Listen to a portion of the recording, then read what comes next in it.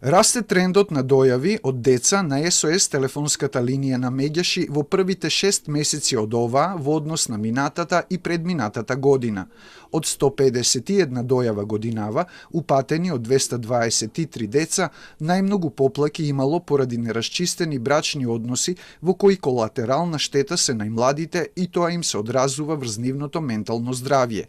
Пета година поред, со висок процент на 32% или 98 деца, талкаат во нерасчистени меѓубрачни односи, нефункционални родителски одговорности, непостапување по основ на Центарот за социјална работа или Центарот за социјална работа со многу високи ингеренции, не може да го оствари правото на видување на детето со вториот родител.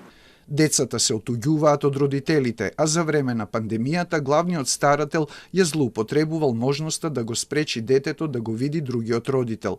Детската амбасада за прв пат регистрирала 8 деца или 2% од дојавите, кои доброволно или не биле грабнати од еден од родителите. Тоа е индикатор дека системот е нефункционален и покрај законската можност родителите да се договорат. Центарот за социјална работа треба да биде клучен фактор во тоа да му овозможи на детето подеднакво и спрема препораките на Комитетот за правата на детето да остварува подеднакво право на видување со двата родители.